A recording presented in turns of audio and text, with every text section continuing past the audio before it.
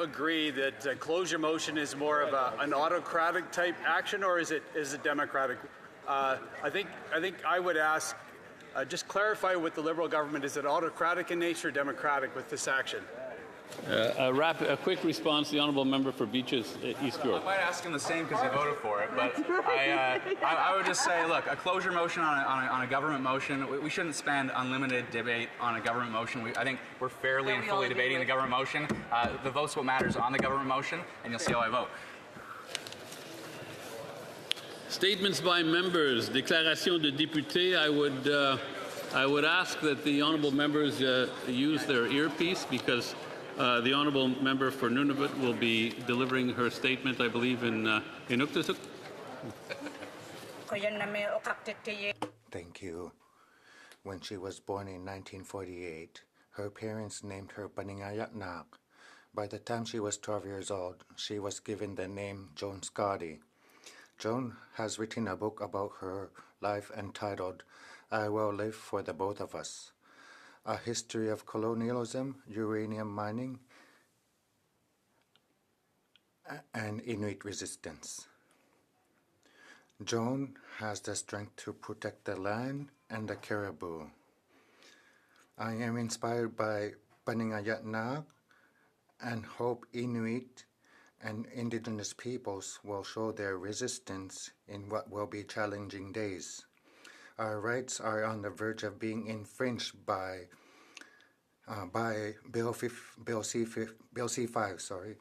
Let us be moved by Paningayatnak and do what we can to protect our lands. Thank you. The Honourable Member for Honoré Mercier. Highlight two examples of our country's cultural wealth. First, we started this month with Festa della Repubblica, the Italian National and Republic Day.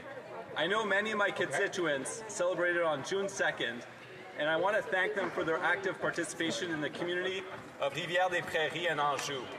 You have been integral to making our society more dynamic. Happy Italian Heritage Month.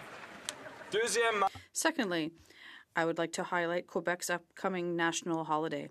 On June 24th, our community will host many activities to celebrate Quebec culture and the French language for Saint Jean-Baptiste Day.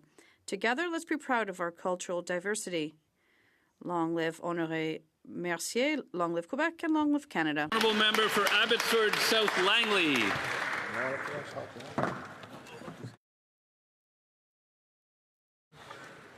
Mr. Speaker, I rise today to share my condolences for the family and the victims of the fatal shooting in the Fleetwood neighbourhood in BC this weekend.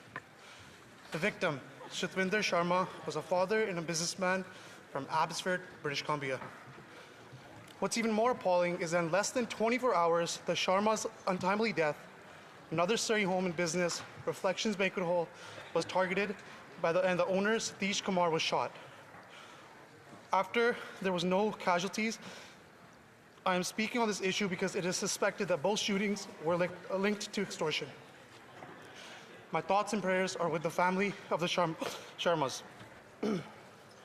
Mr. Speaker, there was 2 shootings in 24 hours and 1 horrific casualty.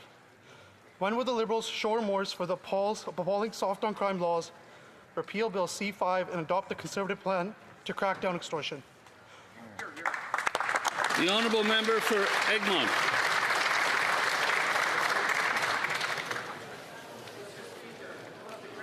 Of my district of Egmont is the willingness of islanders to work together. That collective approach has built vibrant communities, and people know they can rely on one another to succeed. In my home community, the Tignish Fisheries Cooperative is marking a 100-year anniversary. Keep in mind, this incredibly successful venture began during a time of wooden boats, sails, and oars. Today, it is electronics, fiberglass boats, efficient engines, and the best seafood products in the world. The threads that bind these two realities together, the hard work and determination of a community filled with talented and dedicated people. Now the Tignish Fisheries Cooperative employs 380 people, and it works wonderfully because thousands of individuals over the years believed in something greater than themselves. They had faith in their home. So from his early days as a fisherman's union to the best seafood processing in the world, this operation has been an incredible success. And I want to congratulate all those there now, thank those who came before. The honourable member for Perth Wellington. Mr. Speaker, for half a century, John Holtby lived and breathed parliamentary democracy. He began as first clerk assistant at Queen's Park, served at the table in the BC legislature, and here on Parliament Hill he was chief of staff to the McGraw Committee and served as an advisor to prime ministers, House leaders, senators and whips. To new MPs, he was always there with a kind word of advice, a mischievous idea, and, when needed, a gentle word of caution. In this House, he is recognized as an authority as the editor of Beauchene's Parliamentary Rules and Forms, 6th edition.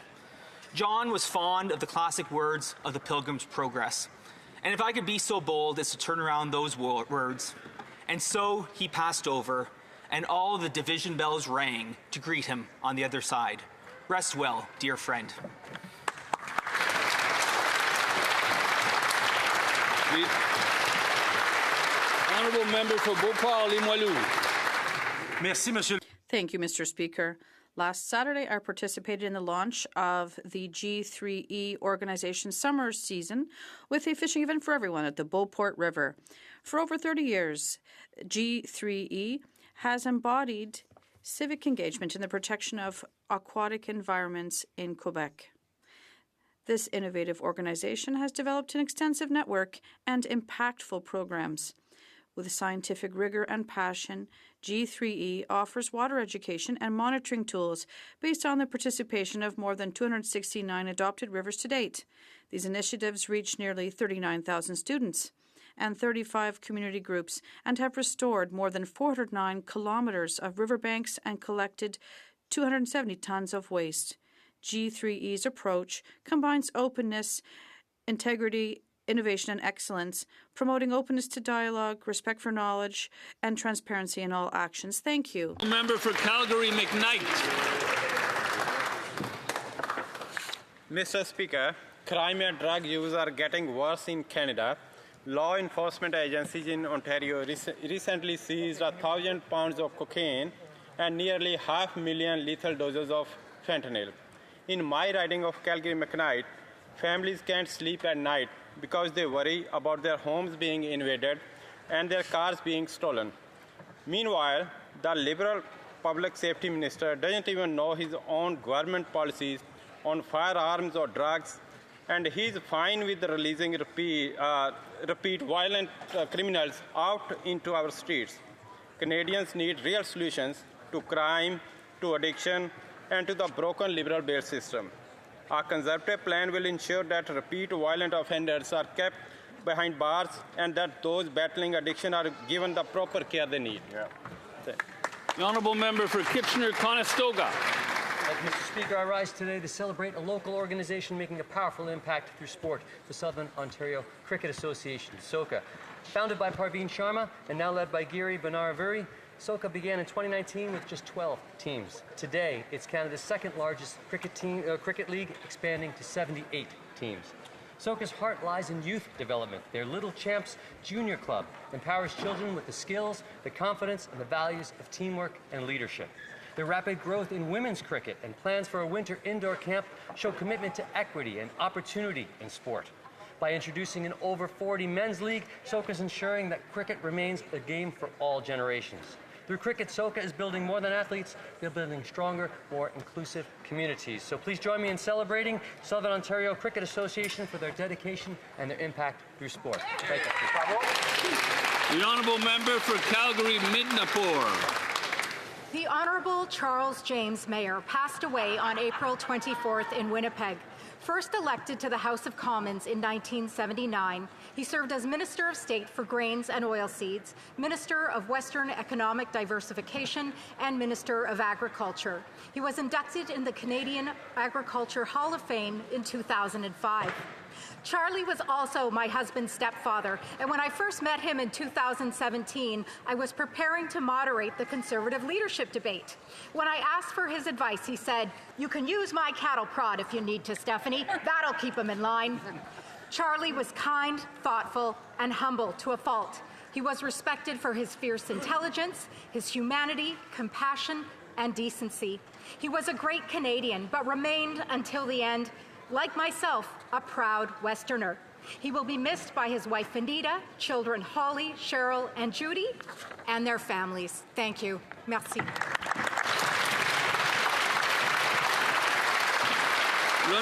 The honourable member for Laurentides-Labelle. Joining the ranks of some of the biggest names in gastronomy are Paul Bocuse and Sophie Pic Alain Ducasse. And these are our Quebec chefs who have just been awarded the prestigious stars by the Michelin Guide. On May 15th, 9 Quebec restaurants were honoured. La Tanière, a real Quebec institution, made a big splash, earning 2 Michelin stars on its first attempt. RV, Quebec Club Privé, Laurie Raphael, Légende, Jérôme Ferrer Européa, Mastar, Sabayon, and Narval each earn 1 Michelin star. These coveted red plaques are much more than decorations. They are proof that our gastronomy, culinary creativity, and identity are on par with Paris, Tokyo, and New York. Quebec's restaurant industry is an economic flagship, a tourist attraction, and an ambassador for our culture. Thank you. The honourable member for Mississauga, Erin Mills.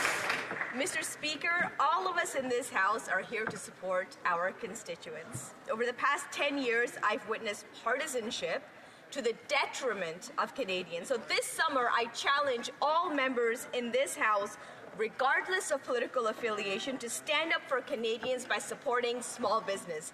Small businesses across Canada continue to work hard and create jobs, whether it's traveling within Canada, whether it is shopping locally, choosing made-in-Canada products, having the power to invest in our economy and strengthen our economies. As Canadians, we've all felt the impact of U.S. tariffs. It's more important than ever now to choose Canadian whenever possible. I'll be doing just that as I head back to my riding this summer, and I encourage everyone to do so. Together, Mr. Speaker, we can ensure that Canadian businesses thrive, communities grow stronger, and our economy remains resilient as ever. Thank you. The honourable member for Lakeland. Liberal anti-development decade, Canadians pay the price. Today the G7 starts. Canada used to be powerful, but the Liberals are lucky we still have a seat at the table. Canada's economic growth is now last in the G7. Allies like Germany and Japan begged for Canadian energy, but the Liberals rejected them. $670 billion in natural resource projects died by delay and Liberal attacks. This PM claims elbows up, but they've been elbows down. Canada has the world's highest per capita resource wealth, but the Liberals made Canada more reliant on the U.S. Canada's standard of living falls behind an income gap of over $30,000 per person versus the U.S. The U.S. will still take up to 90% of Canada's energy at big discounts if the Liberals keep their job-killing Canadian oil and gas cap, the anti-development Bill C-69, the shipping bill, the shipping ban Bill C-48, and the federal industrial carbon tax on Canadian businesses. In Canada, anyone from anywhere should be able to work for a powerful paycheck. Conservatives. The honourable member for Brome-Missisquoi. Thank you, Mr. Speaker. It's with great pleasure that I rise today to speak for the first time in this House. First, I'd like to thank the citizens of Brome-Missisquoi for the trust they've placed in me. I will be a hands-on member of Parliament, listening to their concerns, and this would not have been possible without the unwavering support of my campaign team, my volunteers, and my wife Sylvie, who has been an invaluable support. I would also like to point out that in Eastman we're currently celebrating International Trail Day by highlighting the Trans-Canada Trail, a true national treasure that connects Canada from coast to coast. Since 2019, tens of thousands of dollars have been invested in our trails in Brome-Missisquoi, and by 2026, we plan to invest $154,000 to improve access and enhance the experience. So I'd like to congratulate the local stakeholders who are working to preserve and improve this essential network, and I reiterate my support for this initiative here and across the country. Thank you. The Honourable Member for Hastings, Lennox and Addington, Dinaga. Last week, the Auditor General confirmed that without proper oversight, due process, or consideration, this government flagrantly ignored public procurement procedures and gave $64 million taxpayer dollars to unqualified insider consultants. In the Auditor General's own words, the government frequently failed to show, quote, which contracted resources performed the work, what work was completed, and whether the people doing the work had the required experience and qualifications, end quote. The Liberal governments of yesteryear, at the very least, put up a facade of public utility when giving lucrative government contracts to insiders. With GC strategies, that veil completely came off, Mr. Speaker. Unlike this government, the opposition respects the public purse and has a motion ready to go to get that money back. The only question is, will this Liberal government's hubris allow them to admit their mistake, take responsibility, and give it back? Yeah. The Honourable Member for West Vancouver, Sunshine Coast, Sea to Sky Country. Mr. Speaker, I rise to recognize all those that put themselves in harm's way to fight the Dryden Creek wildfire in Squamish and keep the community safe. Despite dangerous conditions, thanks to the skill and determination of Fire Chief Aaron Foote, Squamish Fire Rescue, Whistler Fire Rescue, BC Wildlife Crews, Mayor Armin Herford, and the District of Squamish Emergency Operations Centre, and the Squamish Nation, the fire is now being held and the evacuation alert has been lifted. Beyond the fire lines, the community came together. Businesses offered help, students delivered meals, and neighbors supported one another, so much so that officials paused donations due to overwhelming generosity. Mr. Speaker, this wildfire, the third in Squamish this year, reminds us of the growing risks of climate change and the need to be prepared. We must all follow fire-smart guidelines and sign up for local emergency alerts. To everyone who fought the fire, supported neighbors, and stood together, you showed us what Squamish is truly made of. Thank you, Mr. Speaker. The Honourable Member for Thornhill. To those who know what's at stake with a nuclear Iran, and to the Iranian people, remember who you are, not the hunted, the lion, not the silence, but the rising sun. The time has come, fierce in spirit and brilliant in purpose, to reclaim your homeland and fulfill the ancient promise of Cyrus and the legacy of civilization over barbarism. Let this be the hour when the prison doors close, tyranny falls, and freedom takes root. A free Iran, a proud nation restored, and with it, the hope for a more peaceful region led by its most resilient people.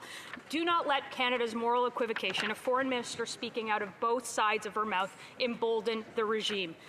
A regime that has crushed dissent, policed women's bodies, arrested without cause, executed at scale, erased gay rights, and terrorized a world for more than 40 years. The biggest state sponsor of terror killed 55 Canadians and 30 permanent residents. It has a former Liberal Justice Minister under 24-hour protection and intimidates our own people. So next time the foreign minister speaks, I hope she remembers that. The Honourable Member for Nipissing-Timiskaming. This morning was held the 26th annual memorial service to recognize the parliamentarians we have lost over the past year. Included was Bob Wood, who represented the riding of Nipissing as a member of the Liberal Party for nearly 16 years, up until 2004. He passed away in North Bay a few months ago at the age of 85, and Anthony Rhoda succeeded him in the riding, now known as Nipissing-Timiskaming. Bob served as Parliamentary Secretary to the Minister of Veteran Affairs, North Bay being a major Canadian Forces base with a strong NORAD presence. Bob was beloved by the citizens of the riding, and I doubt there are many MPs in this room who can boast of having topped every poll in 3 successive campaigns. While exuberant in his political and social presence, Bob Wood's legacy of kindness was private and personal, as he often offered that kindness when no one was looking. The people of Nipissing-Timiskaming, his colleagues in Parliament, and the citizens of Canada extend our deepest thanks to Bob and our sympathy to his family. Bob? Questions orales, oral questions. The Honourable Member for Thornhill. The Prime Minister is at the G7 today surrounded by allies in the largest oil-producing province in the Federation. But thanks to the Liberal government, the oil and gas products they're demanding are still in the ground, and instead of powering our economy and Canadian paychecks. We've got laws blocking extraction, a cap that halts production, a shipping ban that stops it from leaving, and an industrial carbon tax that makes it all more expensive to build. Will the Liberals repeal our anti-energy laws and approve projects so that we can get jobs for our people and our resources to market? The Honourable Minister of Energy and Natural Resources. Speaker, what this government will do is pass the One Canadian Economy Act to get the economy going again. The Honourable Member for Thornhill. Here's the problem. As the G7 begins, the world may find out what Canadians have known for years. The Liberal laws still in place make it nearly impossible to get anything built. The Prime Minister's solution is not to fix the problem. Instead, he wants to give hall passes to the very few favoured VIPs to skip the line while everyone else waits. C-69, the emissions cap, the shipping ban, the industrial carbon tax, those are all still on the books. Everyone knows the laws are broken and we need to exempt projects for them. So why not just repeal the laws, period? The Honourable Minister of Energy and Natural Resources. Speaker, what my honourable colleagues should know is that the CEOs of the energy companies, the union workers, the rig workers are all supporting the One Canadian Economy Act, so it would be really great if they got on board as well. The Honourable Member for Calgary East. Please leave it in the ground, Liberals. Keep blocking resource projects, giving more dollars to dictators. Radical Liberal policies are costing Canadian jobs and keeping our clean, responsible Canadian resources out of the hands of our allies. With the G7 now under the way, will this Prime Minister put aside his radical climate agenda to make sure that Canadian resources get into the hands of our allies? The Honourable Minister of the Environment and Climate Change. Mr. Speaker, we've been clear, and I will repeat it once again. We are going to keep working to make sure Canada is an energy superpower. To do that, we need to be low risk, low cost, and low carbon. A strong Canadian economy.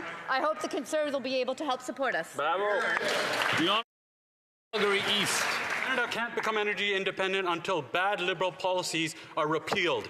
The Prime Minister even admits that his own policies are what's not letting anything get built in this country. He even wants to give premiers veto over pipelines, ensuring that Americans get Canadian product at a fire sale price. With the world gathering in Alberta today, will the Prime Minister repeal his anti-energy laws so our allies can get more Canadian product? Yes or no? The Honourable Minister of Environment and Climate Change. Speaker, the answer is clear. If Canada wants to be an energy superpower, we need to do it in a smart way, and that is to make sure it's low risk, low cost, and low carbon. The Conservatives were unable to build anything because they didn't do environmental assessments. They didn't consult with Indigenous peoples. We're not going to follow the way they did things because that didn't get things done. We're going to get things done right. L'honorable député de Louis. The Honourable Member for Louis Saint Laurent Akanawak. Mr. Speaker, we're receiving the G7 countries right now, and Canada is in last place when it comes to resource development. For 10 years, this Liberal government has been anti-energy and anti-natural resources. The disastrous Bill 69 gave the federal government the right to veto hydrogen and electricity. We would have never been able to develop Manic, James Bay, Remain. When will the government repeal C-69?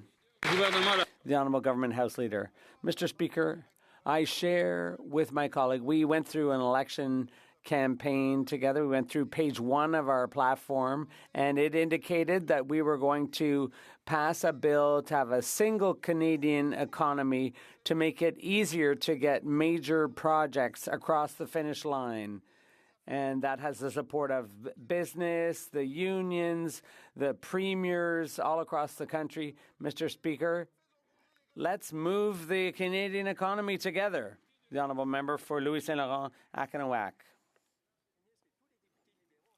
The Liberals have a short memory because they passed 4 anti-energy and anti-resource bills. There's not just C-69, there's C-48 in the shipping ban, there's the cap on oil and gas production, which is killing jobs, and the industrial carbon tax. Mr. Speaker, more than ever, people need more Canada. When will the minister make this possible? The Honourable Government House Leader. Well, respecting the environment and Indigenous rights and procedures, that's what a responsible government does. But we do know that we need to proceed now to implement major projects, including projects in Quebec and in all provinces and territories. We're going to do that respectfully, but effectively and efficiently. We're going to get our workers to work. We're going to get our economy moving by the end of the year. The Honourable Member for Saint-Jean. Mr. Speaker, the Prime Minister thinks he's Pierre Poilievre. He wants to put a gag order on Bill C-5, which would allow him to decide everything on energy projects. He wants to be able to decide on his own, by order in council, which projects will go ahead in the national interest. He wants to be able to define what the national interest is himself, based on his own personal opinion. He wants to force pipelines on Quebec, and he wants to do this without debate or study. Even Pierre Poilievre would never have gone that far. Will the Prime Minister stop imitating him and withdraw the gag order? The Honourable Minister of Finance. Mr. Speaker, it's not just a dream, it's going to become a reality. One Canadian economy. Not only are we expecting the Bloc to support us, but we have Labour, we have management, we have the provinces, we have Quebec on board. This is a golden opportunity for the Bloc Québécois to build a strong Canada, a united Canada, an ambitious Canada, a prosperous Canada. That's what we're working on this side of the House, Mr. Speaker. We'll always fight for Canada. The Honourable Member for Saint-Jean. Mr. Speaker, when the Conservatives want to ram a Liberal bill through Parliament using closure, when Danielle Smith supports the federal Liberals in Ottawa, that proves that C-5 is being controlled by the oil companies. Quebecers didn't vote Liberal to have Conservative policies forced on them through closure and in the interests of oil companies and Danielle Smith. If Quebecers had wanted Pierre Poilievre, they would have voted for him. Why are the Liberals betraying Quebecers' trust? The Honourable Government House Leader. There were stakeholders from civil society, from business, and the Bloc is exaggerating here just a little bit, Mr. Speaker, because what we've done is brought together unions, business, provincial and territorial governments. We are going to implement green projects, renewable projects, projects that will put people to work and will move the Canadian economy forward. And all before Canada Day, Mr. Speaker. The Honourable Member for Repentigny.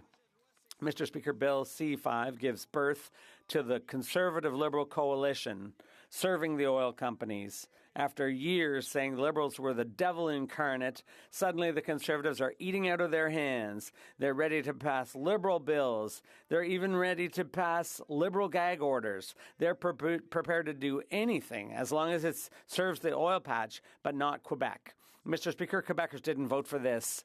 Why? During the election campaign, did the Liberals hide it from Quebecers that they were going to form a coalition with the Conservatives? Un instant, s'il vous plaît. Just a minute, please.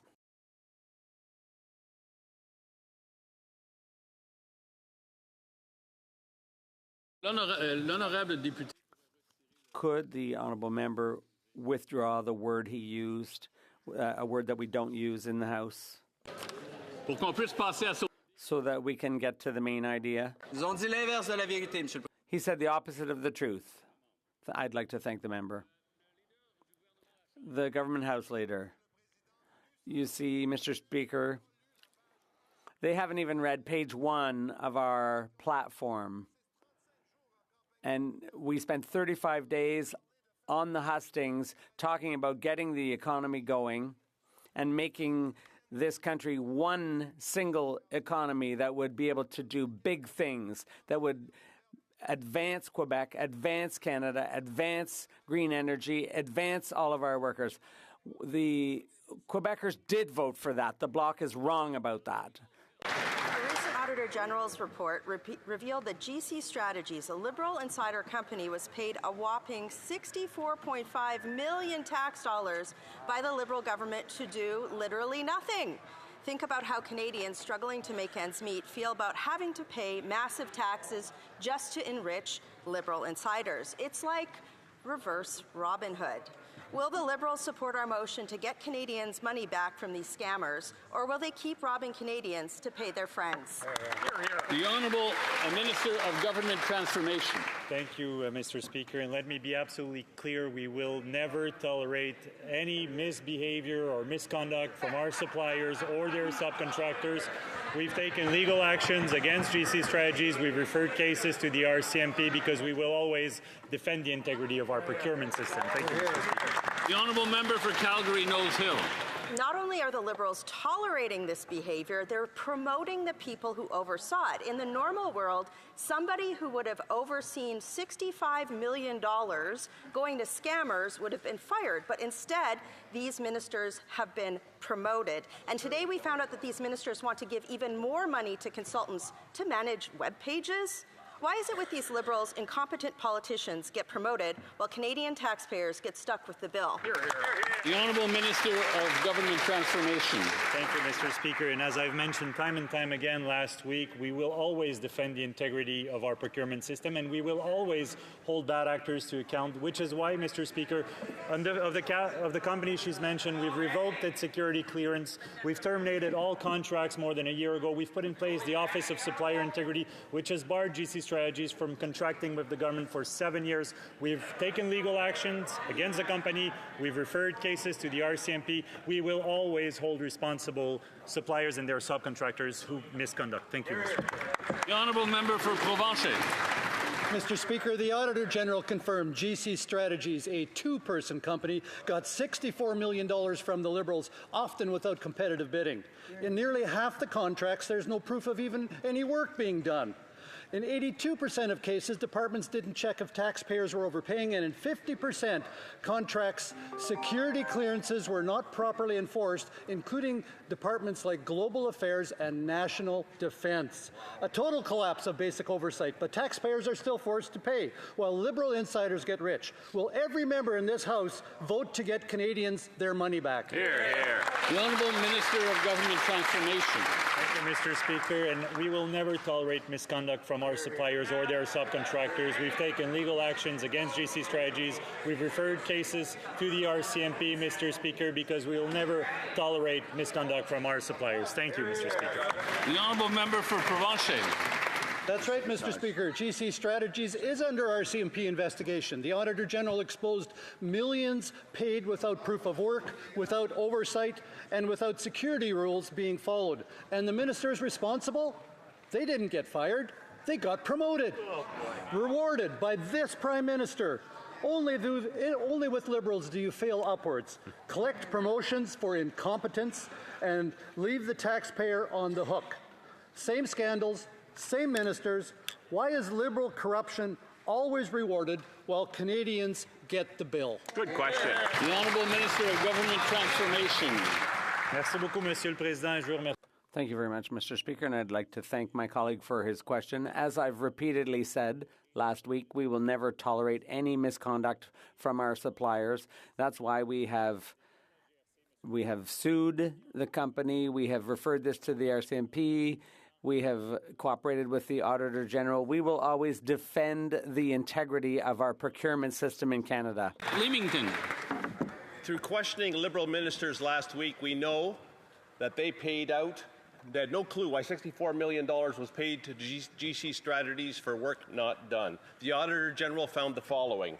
Security requirements were not enforced, contract monitoring policies were ignored, procurement policies were not followed, and deliverables were not confirmed before payment. Liberal ministers responsible for this fraud, they're promoted upwards. Mr. Speaker, why? After cheap talk of this government, saying that's the old government, when will the new government vote in favour of getting Canadians their money back? Hear, hear. The Honourable Minister of Government Transformation. Thank you, Mr. Speaker. On this side of the aisle, we'll always defend the integrity of our procurement system, which is why we've put in place recommendations from previous report of the Auditor General. We've terminated all contracts with GC Strategies more than a year ago. We've revoked their security clearance. We've set up the Office of Supplier Integrity, which has barred GC Strategies from contracting with the government for the next 7 years. We've referred cases to the RCMP, and we've taken legal actions against GC Strategies. Why, Mr. Speaker? Because we will never tolerate bad actors in our supplyment process. Thank you. The Honourable Member for Portneuf-Jacques-Cartier. Thank you, Mr. Speaker. Public funds have to be managed very carefully and should serve the interests of our country, not Liberal cronies. In Quebec, there's an expression for an abuse of power and the code of silence used to protect insiders. A friend is a friend. Will the Liberal ministers of the past 10 years ask their buddies at GC Strategies to repay the $64 million paid by law-abiding Canadians? The Honourable Minister of Government Transformation. Thank you very much, Mr. Speaker, and I reject the premise of my colleague's question. We will never tolerate abuse by our suppliers. That's why we've taken legal action against GC Strategies and referred this matter to the RCMP, because we will always defend the integrity of our procurement system. The Honourable Member for Portneuf-Jacques-Cartier. Let's talk about integrity. We Conservatives today tabled a motion calling, among other things, for the $64 million that was paid in excess to GC Strategies to be, without any work done, to be paid back to Canadians. Will the Liberal ministers of the past 10 years who approved this payoff to their cronies, will they finally show today some integrity by supporting our motion to force a refund and ban that company, not for 7 years, but for life? The Honourable Minister of Government Transformation.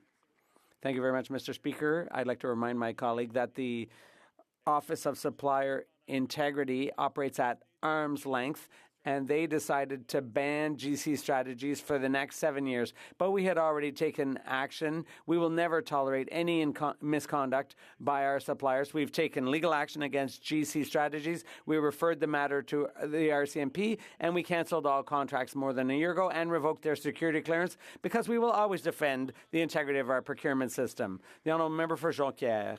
Mr. Speaker, the government is not only preventing debate on C5 in the House, they're also gagging all opposition outside the House in the name of the so-called national interest. They're silencing anyone who questions the construction of dirty oil pipelines across our lakes and rivers, including the St. Lawrence, threatening our drinking water. They're silencing anyone who's concerned about our farmland and our forests. They're silencing the entire population, the National Assembly, and the BAP.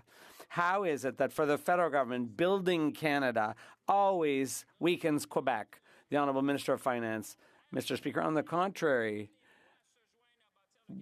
we invite our colleagues to join with us in building a strong Canada. Quebec has a major role to play in that. Quebec is a leader on electricity, on the environment, on interprovincial trade. Mr. Speaker, this is a golden opportunity for the Bloc Québécois to vote in favour of Quebec and at the same time build a strong, resilient, and prosperous Canada. The unions are in favor, workers, management, the House should be in favor too. This is how you build a country. The Honourable Member for Jonquière. Well, one thing's for sure, Mr. Speaker, the national interest of the Liberals is certainly not the interest of our planet or future generations. In less than 3 weeks, we've gone from transportation electrification to drill, baby, drill. The Prime Minister has gone from his Canada Strong against Donald Trump to move aside Quebec and make way for some pipelines. All this without debate, without serious study, and without expert witnesses to explain the implications of C5. Clearly, the Prime Minister does not respect our work here. He proves it with his gag order. When will he finally get it that we live in a democracy here?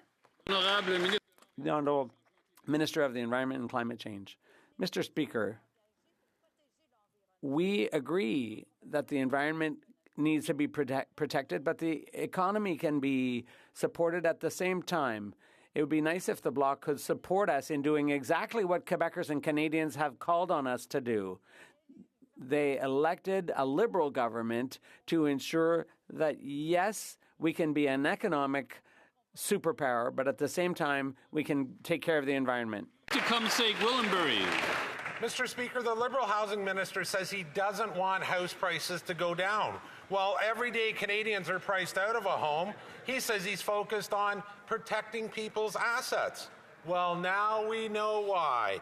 From his Vancouver penthouse, this minister is sitting atop a personal real estate empire worth over $10 million, including luxury properties in Tofino, Squamish, and English Bay. Why is it the only thing getting built under this housing minister is his personal fortune? The Honourable Minister of Housing and Infrastructure. Thank you, Mr. Speaker. Well, I'll caution the member on using inaccurate facts. I will be following all the rules, even before they are required, and these are some of the rules that the Conservatives themselves brought in under Prime Minister Harper. We will work with the Office of the Ethics Commissioner to ensure transparency, and I will continue to demonstrate integrity in my role as Minister. My focus is on getting more affordable housing built across Canada. The Honourable Member for New Tecumseh Gwillimbury. Liberals are just like Adams. They make up everything. More Canadians than ever are watching the dream of homeownership slip further out of reach. But this housing minister isn't focused on solving the housing crisis because he's profiting from it. The average home in Canada now costs $680,000, $1.2 million in Vancouver. Rents and mortgages doubled, housing starts are down, so why is the minister more interested in protecting his real estate empire than ensuring Canadians can afford a home? The Honourable Government House Leader. Settle down. The Honourable...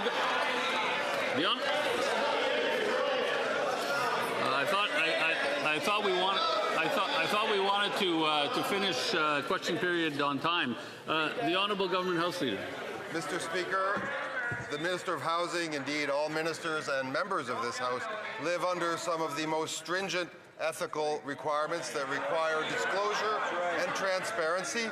As that member knows very well, the Minister of Housing is obviously complying with all of those rules, will continue to do so, and at the same time, he will continue working on providing housing opportunities for Canadians. That's why he's there. That's what he's going to do.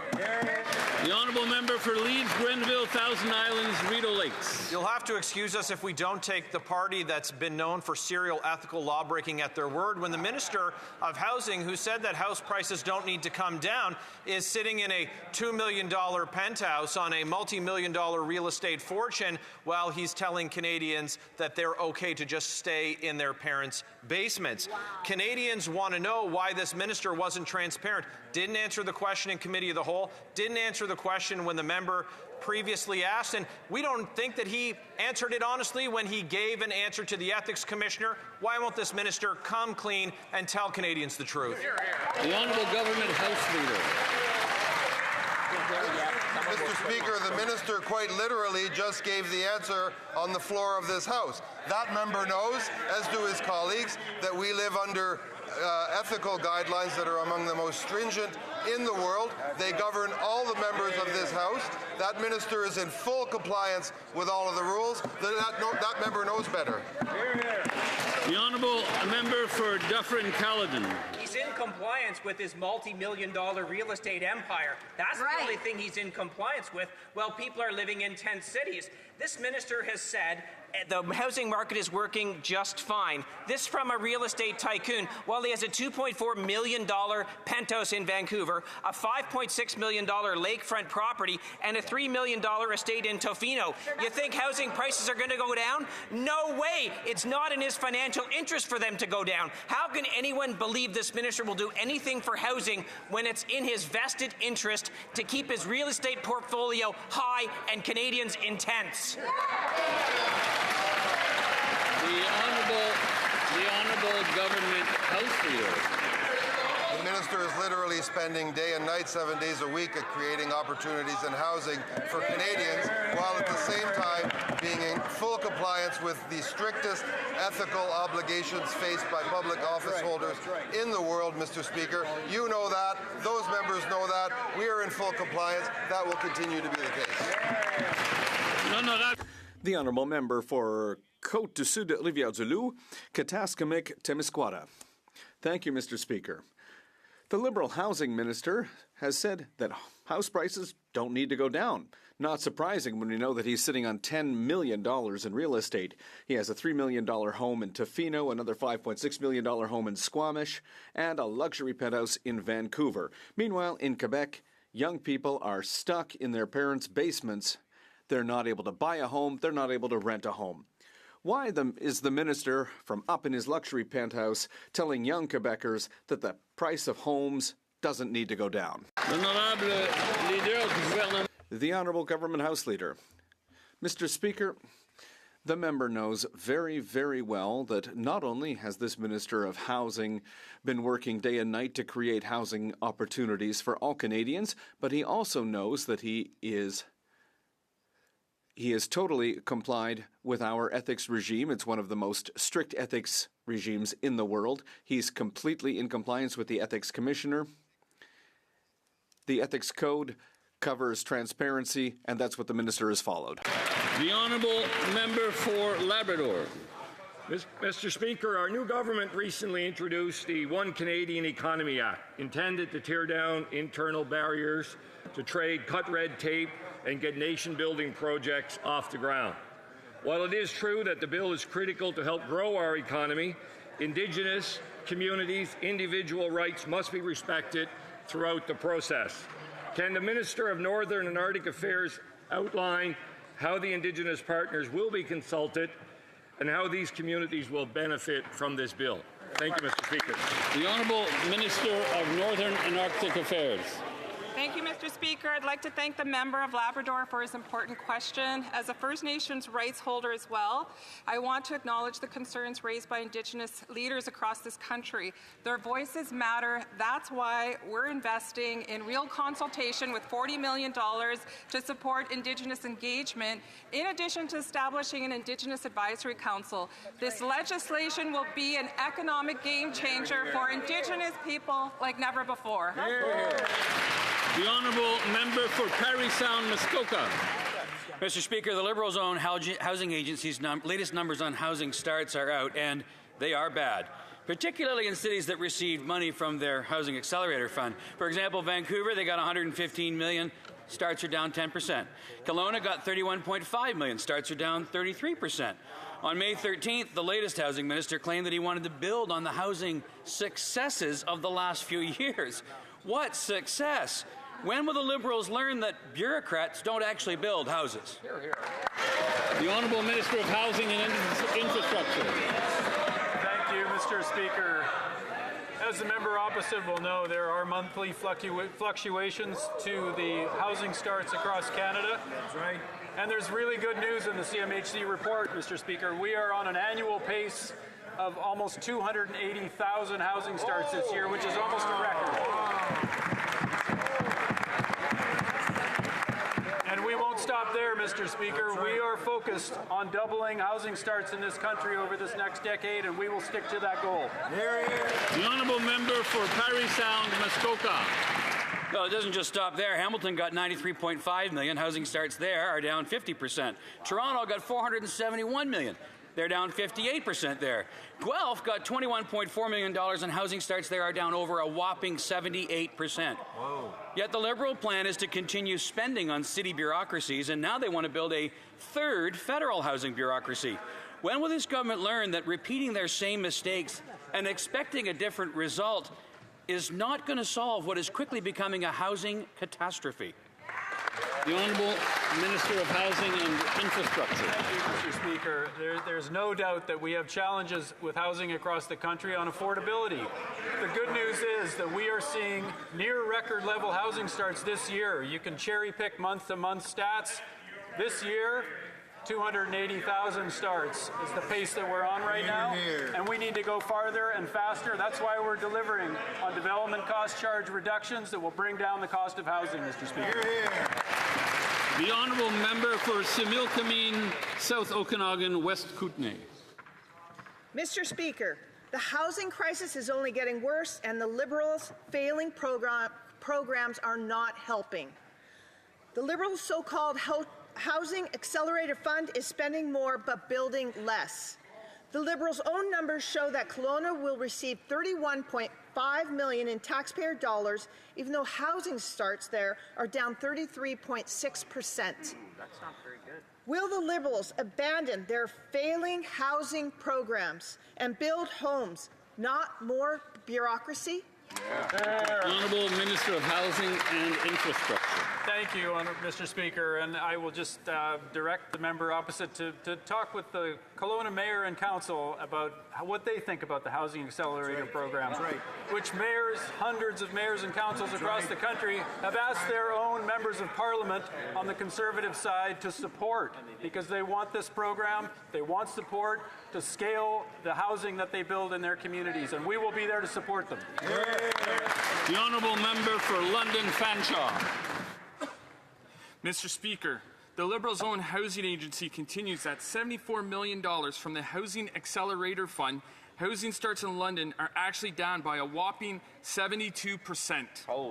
Meanwhile, students and young families are still being priced out of the market with little hope of ever owning their own home.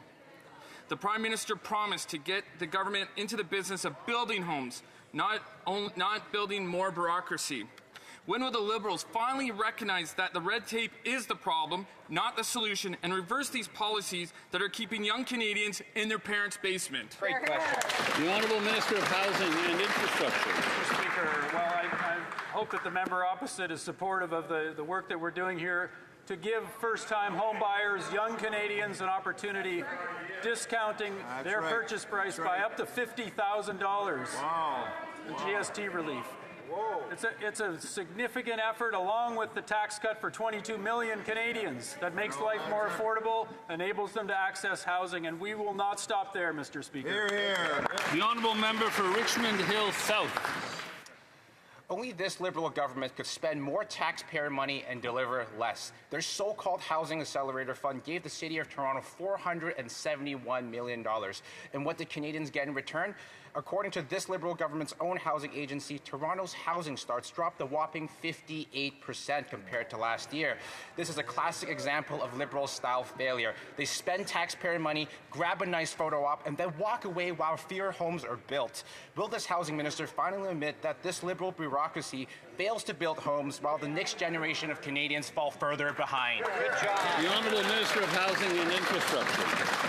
Thank you, Mr. Speaker. Well, I want to speak strongly in support of the Housing Accelerator program, which has over 200 agreements with communities across Canada. The members opposite can keep criticizing and insulting their city councils and mayors. They are going to deliver on this housing. Month-to-month statistics fluctuate, but overall we're seeing housing starts up this year, which is great, and we're seeing local communities deliver. Thank you. The honourable member for Ponoka-Didsbury. This week, leaders of the G7 gather in Kananaskis. Top of mind at this summit is international peace and security. Canadian energy is a key part of this conversation. Our G7 allies, such as Germany and Japan, have spent years asking for ethically sourced Canadian oil and gas. Yet this same Liberal government has stymied our allies for 10 years. When will they get out of the way and approve the energy infrastructure that Canadians and our allies so desperately need? The Honourable Minister of Energy and Natural Resources. Mr. Speaker, at the First Minister's meeting, the Prime Minister, the Premiers got together and thought the One Canadian Economy Act was a great idea. Managements think it's a great idea. Labour unions think it's a great idea. It would be very helpful if the Conservatives got on board and helped us get this bill passed. The honourable member for Ponoka-Didsbury. After 10 years of economic vandalism by these Liberals, Albertans want the walk to match the talk. It's been 3 months since the start of the campaign, 4 weeks since the throne speech, weeks since the meeting with the premiers and businesses, and yet the No More Pipelines bill, the tanker ban, the production camp, and the industrial carbon tax all still remain, and not a single oil and gas project has been announced. So when does the talk become the walk, or is this all just more Liberal squawk?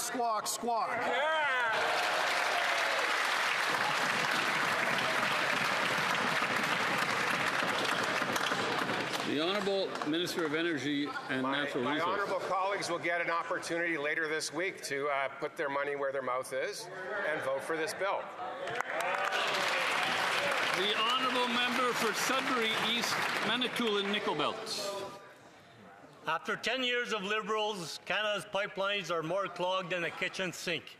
Thanks to anti-energy laws like C-69, the No New Pipeline Law, the job-killing production cap, and the industrial carbon tax. Our energy industry is struggling. Investment has fled, and companies won't build under these conditions. Will the Prime Minister finally scrap this anti-energy agenda so we can sell to our allies and bring home bigger Canadian paychecks? Hear, hear. The Honourable Minister of the Environment and Climate Change. When Canadians elected this Liberal government, what they asked for was for us to be able to build a strong, united country. What I hear from the opposition is division. That's not what Canadians want. What we saw when the premiers and the prime minister sat down together was how we're going to build together. I hope that they're going to support our Build Canada Act so that we can actually get the job done. Let's go. The Honourable Member for Mégantic-L'Érable-Lobinière. 10 years of Liberal lethargy, 10 long years with Canada on the sidelines, even as the entire world has looked to us for our natural resources. A lost decade where the Liberals have turned their backs on our allies and put in place the most anti-development environmental laws of any G7 country. An anti-pipeline law, a cap on oil production, a ban on marine shipping. The G7 is meeting in Canada, in Alberta this week. Will the Prime Minister get rid of these bad bills that are making Canada's poorer and approve projects that will put more money in their pockets? The Honourable Minister of the Environment and Climate Change. Mr. Speaker, when the Canadians elected us, when they elected this Liberal government, what they wanted to see was us build together a strong country and a strong economy, and that's exactly what we're doing. So, we are building to be an energy superpower that is low cost, low risk, and low carbon. I would ask the Conservatives, will they support our bill to make sure that we can move forward with these projects? The Honourable Member for Halifax. Mr. Speaker, more than ever, Canadians are feeling a deep sense of pride in who we are. We're united by our shared history, rich cultures, and breathtaking landscapes. In my riding of Halifax, we have Citadel Hill National Historic Site, which stands as a powerful symbol of our past. And Nova Scotia has 3 world-renowned gems in Sable Island, Kejimkujik, and Cape Breton Highlands National Parks. Could the Minister tell us what our new government is doing to reinforce our national pride and to encourage Canadians to discover all the incredible places that make Canada so special? The Honourable Minister of Canadian Identity and Culture. Thank you, Mr. Speaker, and I would like to thank the member for Halifax for her excellent question. There is no better time to choose Canada, which is why today we unveiled the new Canada Strong Pass, Mr. Speaker. That's right. All summer long, admission is free for national parks, historic sites, with major discounts on camping as well. That's great. And what's more, a kid gets to free access to national museums and gallery, and free or discounted fares on Via Rail. Amazing. We're encouraging people of all age to explore the places and story that unite us from coast to coast to coast. With the Canada Strong Pass, it's never been easier to get out and discover the best country in the world, Canada. The Honourable Member for Cloverdale, Langley City. Mr. Speaker, I attended the Public Safety Forum in Surrey this weekend, and I have to say, I felt like we were living in a violent video game. Reflections Banquet Hall shot up. Hub Insurance shot up, Strip Mall shot up, and now in Fleetwood, an honest businessman has been gunned down in his office in broad daylight, possibly tied to extortion. The message from these criminals is clear. Pay up or your family will pay the price. And what's the government doing? Wasting hundreds of millions going after licensed gun owners while gangsters roam free. Will the Liberals commit to protect Canadians from violent extortionists? That's right. The Honourable Minister of Public Safety. Mr. Speaker, first off, I had the chance to meet with the Mayor of Surrey just recently and talk to her about the concerns in her community, as well as many of the members that represent Surrey that are in the House today. Extortionists must be held to account for their crimes. We will act decisively to strengthen the criminal code and move aggressively to protect victims by making bail laws stricter for violent and organized criminals. Extortion with a firearm carries a maximum sentence of life in prison, Mr. Speaker. We will always be there to keep Canadians safe. The honourable member for Cloverdale Langley City. Mr. Speaker, extortion is up 357%, and those are the ones we know about. In Surrey, criminals are shooting up businesses and bragging about it online because they know they won't face serious jail time. People are terrified, and these gangsters are running the show. They actually made it. What did the Liberals do? They voted against mandatory minimums for extortion. They made it easier for violent criminals to get back on the street. Will this government support the common sense Conservative plan to crack down on violent extortionists, or will they keep putting criminals ahead of Canadians? The Honourable Minister of Justice. Mr. Speaker, in case anyone is mistaken in this House, extortion is illegal in Canada. It is punishable by serious offences. Repeated extortion with a firearm is punishable by a mandatory minimum of 7 years imprisonment and a maximum penalty of life imprisonment. The criminal code reflects the seriousness with which we take this crime. We will do what it takes not only to punish criminals on the back end, but to give law enforcement the tools they need to prevent it in the first place. I hope the Conservatives will be willing to work with us to advance the reforms that will help keep communities safe. The honourable member for Brampton West. Mr. Speaker, Peel Regional Police busted an extortion ring. Unfortunately, of the 18 arrested, almost half were on a form of a judicial release at the time of arrest.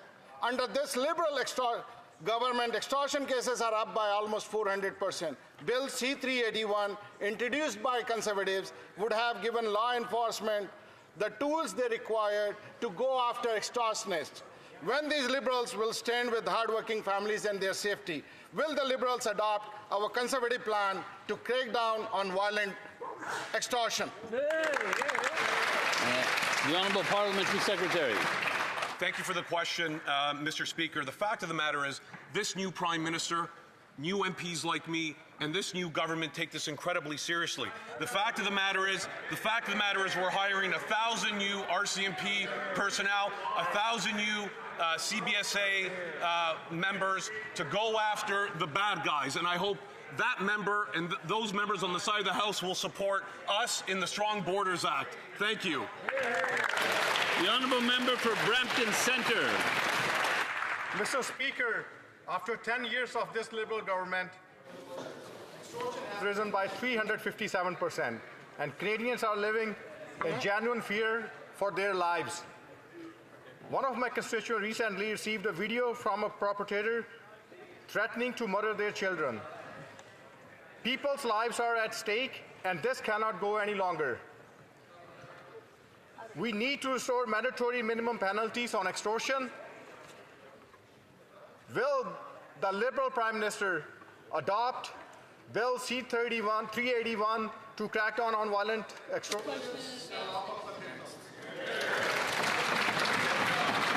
The Honourable Minister of Justice. Mr. Speaker, as I shared a moment ago, extortion is illegal in this country. Perpetrators should be apprehended and punished. If the member does not believe that extortion is punishable by serious offences, I would point him to the fact that repeated violent extortion with a firearm is punishable by a minimum of 7 years imprisonment, a maximum penalty of life imprisonment, Mr. Speaker. This reflects the seriousness with which this government takes this very serious crime. But it's important we not only punish wrongdoers on the back end, but we invest in law enforcement to give the tools they need to keep communities safe in the first place. I hope that the members opposite will join us as we advance important reforms to protect Canadians. The honourable member for Brampton Centre. Mr. Speaker, every day law enforcement officers from across Canada work tirelessly to ensure that our communities are kept safe from crime. At the same time, organized criminals are taking advantage of new technologies to evade the police. Can the Minister of Public Safety inform this House how the Strong Borders Act is modernizing the tools law enforcement uses in their fight against organized crime? The Honourable Minister of Public Safety. Mr. Speaker, allow me to thank the honourable member for Brampton Centre for her question and her hard work. Just this morning, Mr. Speaker, Peel Regional Police dealt a major blow to organized crime, arresting 18 individuals on nearly 100 charges related to auto theft, extortion and shootings. And I want to thank the hardworking men and women of Peel Regional Police for this important work that they have done. Through the Strong Borders Act, we are looking to replicate the success of Peel Police. We will provide law enforcement with the tools they need to take down organized crime and keep our communities safe. I believe members may want to use their earpieces for this question, which will be in Inuktitut. The honourable member for Nunavut. Mr. Speaker, Mosi is a single mom in Talukchuak. Her monthly income is less than $1,100. The Inuit Child First Initiative helped to feed her children every day. The Liberals canceled the Hamlet food voucher program. Groceries in the north are not affordable. Will the minister reinstate the Hamlet food voucher program so Inuit can afford to eat?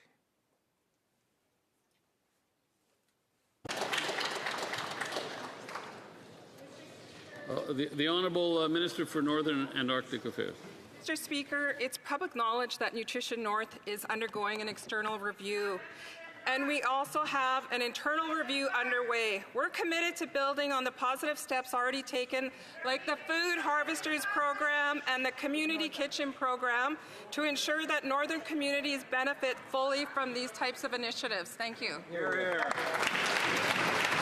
And that concludes the question period. Je crois que l'honorable député de Saint... I think that the honourable member for Saint Jean has a point of order. Thank you very much, Mr. Chair. During QP, you asked my colleague from Repentigny to withdraw remarks they thought that were non-parliamentary. These statements referred to events that took place outside of the House. I'm wondering if it's possible to clarify if the extension of what is considered parliamentary remarks can refer to what is happening outside of the chamber. They were used.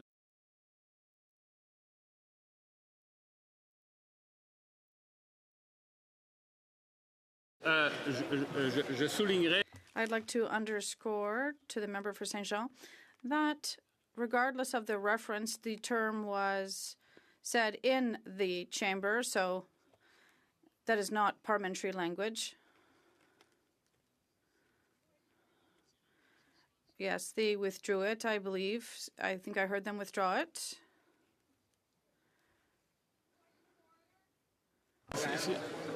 Pardon? Yes, point of order, the honourable member for Winnipeg Centre. Yes, thank you so much, Mr. Speaker. During question period, members of the Liberal caucus kept providing disinformation about the fact that they're upholding Section 35 rights. It's not true, and I'd like them to apologize. This is obviously a matter of debate. We will now... It being 3:06, the House will now proceed to the taking of the deferred recorded division on the motion of Mr. Barrett relating to the business of supply.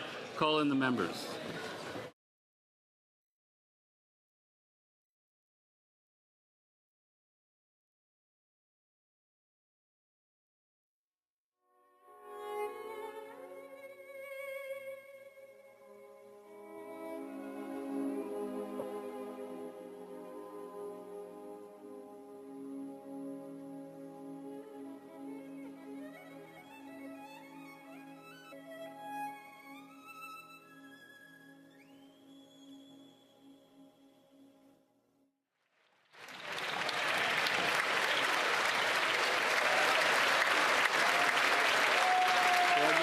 The clerk from St.